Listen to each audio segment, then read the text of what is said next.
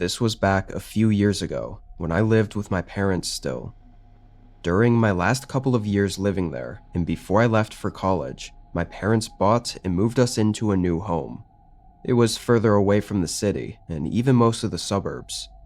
It felt very isolated in the woods, and it was kind of a mansion, at least in my eyes.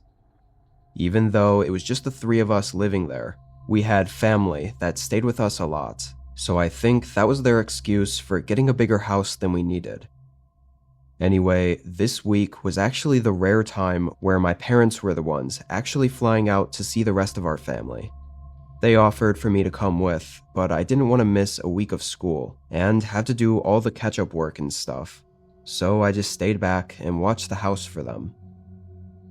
One thing I found out very quickly at this new house was that I didn't like being alone in it.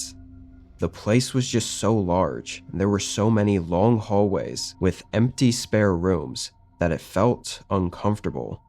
Not to mention the place was built over a century ago, which was kinda creepy on its own. I was old enough to kind of ignore that uneasiness, but it still never went away. The first 2 days that my parents were gone, everything was fine. I went to school, hung out with some friends, and just chilled at home. On the third day, I did the usual, going to school and then getting food with my buddies afterward, not getting back to the house until 6 or 7 that night.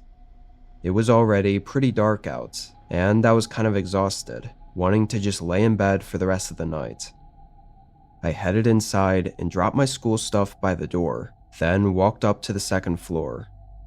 Pretty much right when I looked down the long main upstairs hallway, I noticed something off.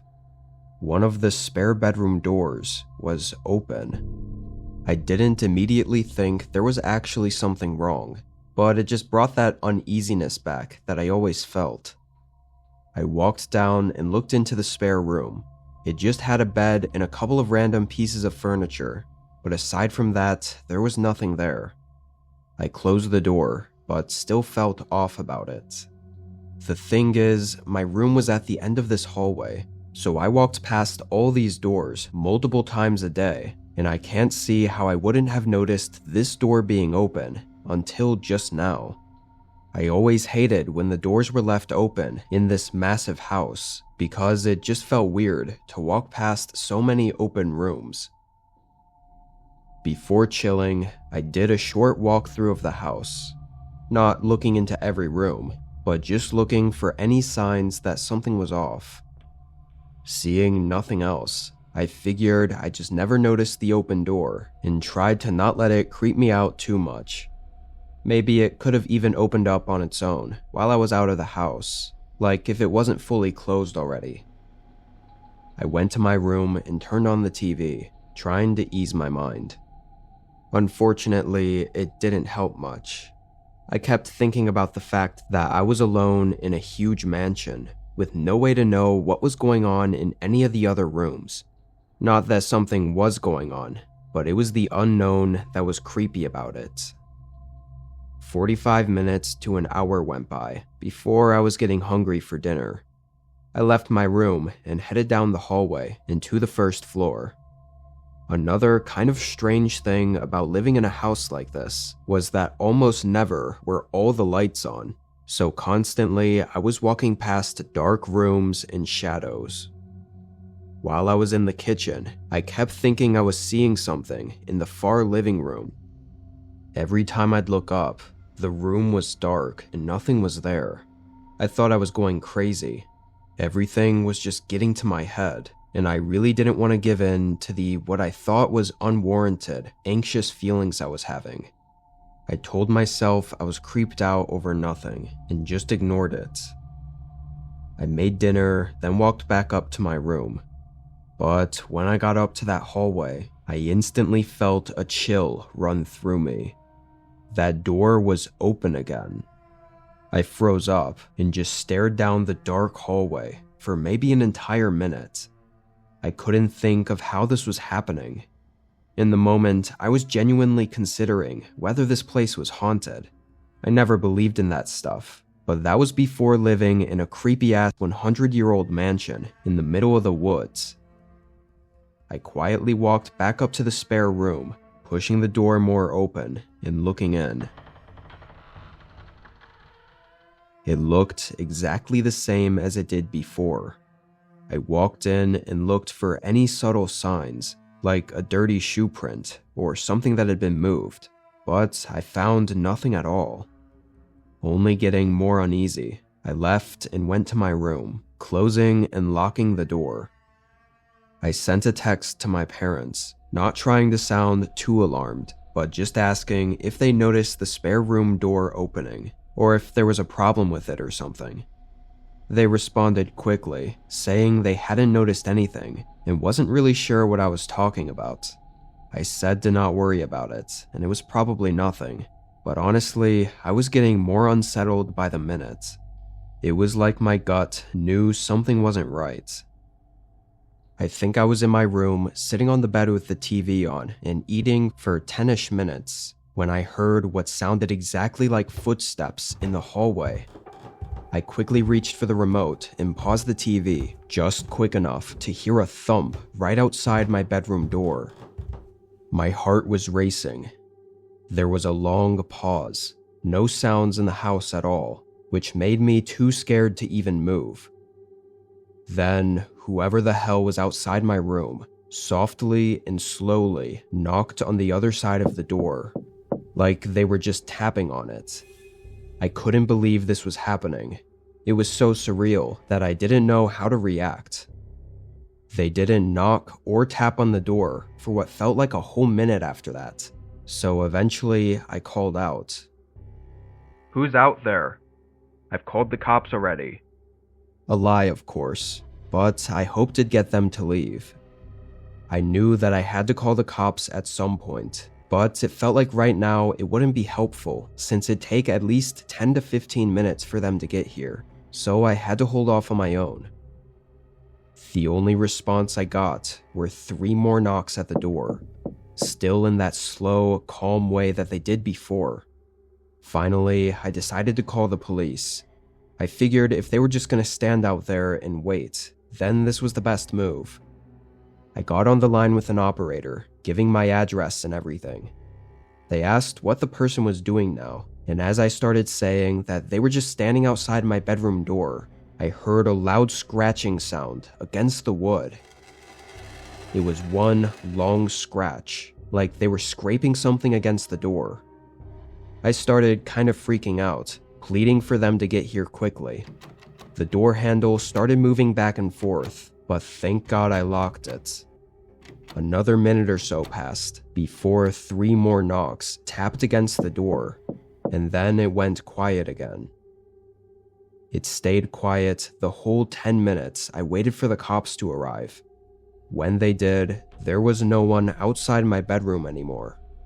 The only sign left behind from them was a long gash carved into the backside of the door, clearly from a knife. The officers tried investigating where they could have gotten inside from, but honestly, it was nearly impossible with how many entrances and windows that there were in the house. Also, most of the windows had old and unreliable locking mechanisms. Ultimately, no real leads or anything were found. My parents flew home as soon as they could. While nothing else ended up happening, I never felt safe in that house anymore. Every dark hallway and empty room felt even more eerie, and the woods surrounding the house were just unsettling. Just a week after the incident, I could have sworn I saw someone standing in the woods not far from the window, but it was dark, so maybe it was just a shadow. Thankfully, I don't live there anymore, and my parents sold the place just a couple months ago. Whatever was going on with that house, or whoever was stalking us in it, will remain unknown.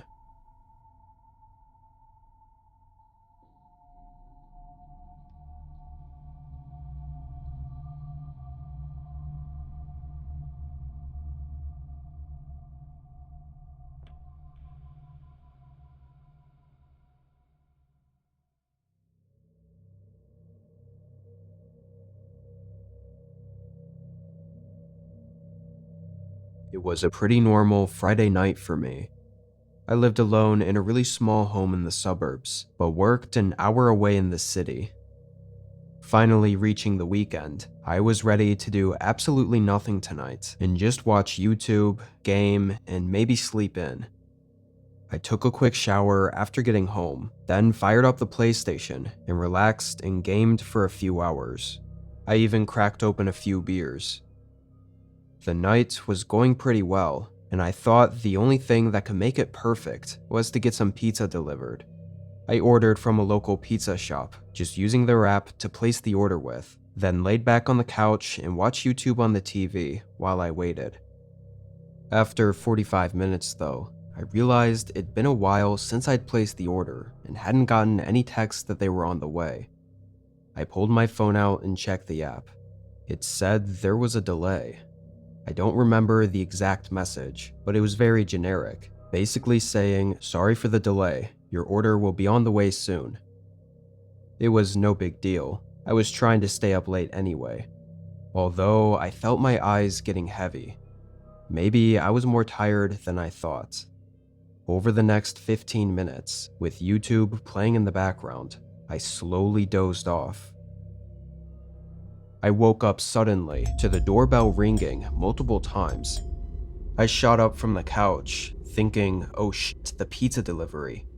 I had no idea how long I was passed out for, or how long the delivery guy had been waiting on me.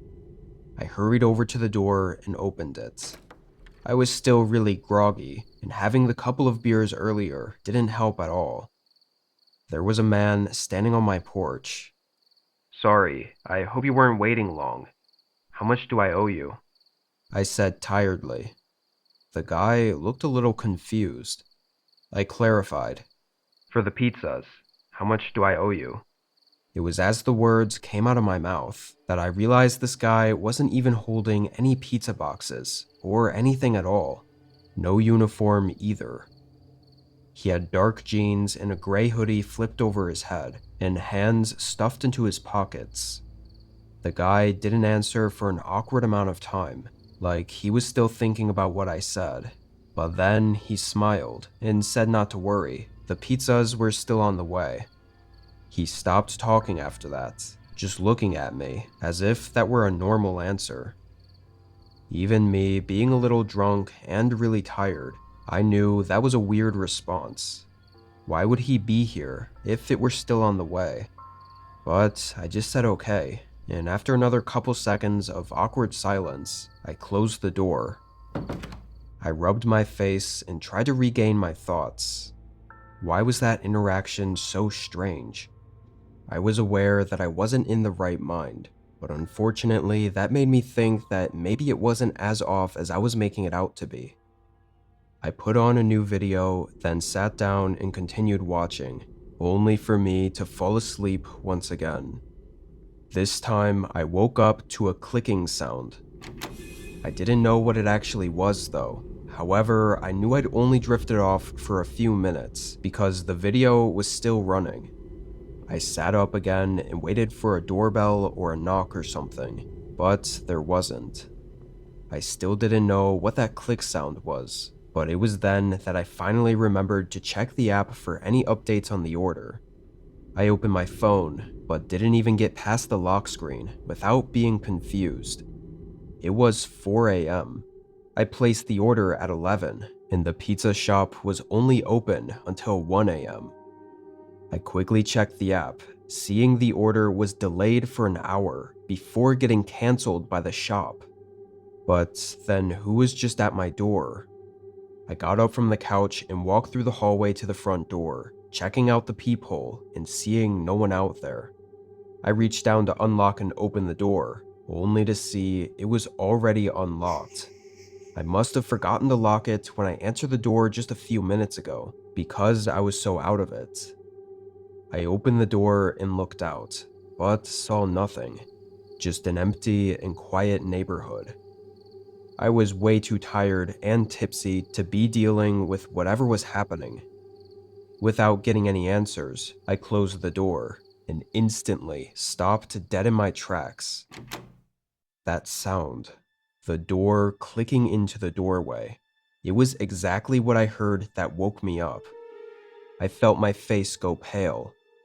In a split second, I replayed the whole interaction with the guy, realizing my mistake and that he was just going along with being the pizza delivery guy after I'd already mentioned it. What intentions could he possibly have for him to lie about that? I looked back into the dark and quiet home. Everything in me told me to leave. I quietly walked back down the hallway, trying to get my phone from the couch. Just when I did, I heard something move in the other room. I panicked, grabbing my phone and running for the front door. I ran out of the house and down to the end of the block, then dialed 911. The cops arrived pretty quick, just a few minutes after I called, but it still wasn't fast enough. The guy was long gone. I gave them every single detail I could think of, exactly what he looked like, what he said, and everything, but so far that's all we got. And unless something else happens, it's likely where it'll be left at. I think over that night all the time, trying to figure out what really happened, but I don't know. It seems like the order being cancelled was just a really bad coincidence. The biggest question is why this random guy was outside my house, ringing the doorbell at 4 a.m. to begin with. What was he initially intending? My guess is that he was scouting for empty houses, or easy targets to either rob or worse. When I answered the door, he probably could tell I was drunk, tired, and not in the right headspace, so he figured he could take advantage of that. I'm even willing to bet he waited outside the door and listened for whether or not I locked it. Then he just waited a few minutes for me to go back to sleep. Had I not woken up or realized the situation I was in, that night could have gone much differently, and likely would not have ended well for me.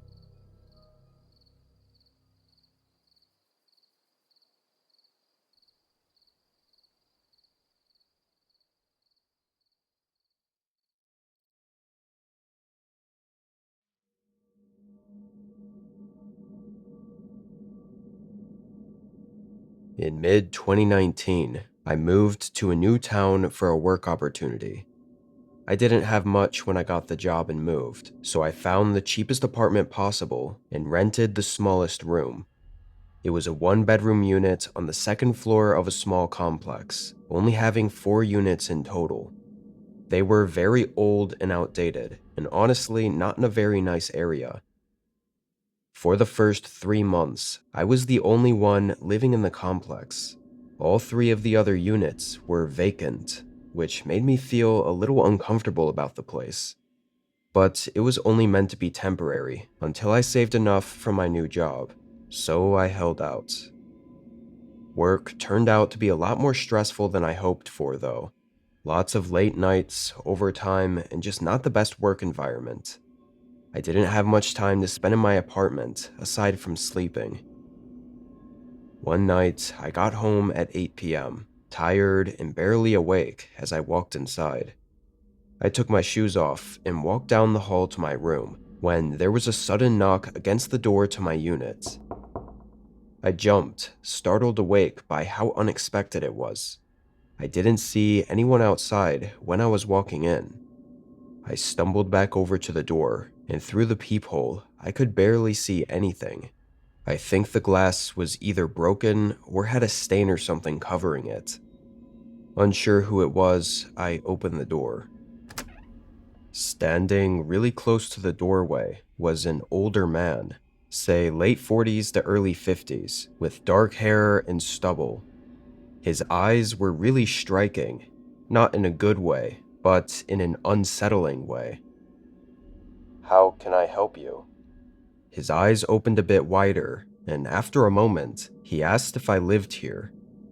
I thought that was a pretty strange question, but I just said yeah without thinking too hard about it.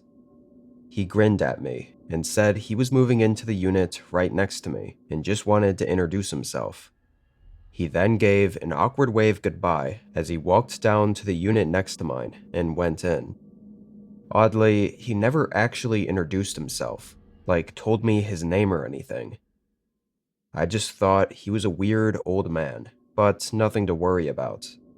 If anything, it was kind of a relief knowing someone else had moved into this otherwise vacant building that I was staying in alone.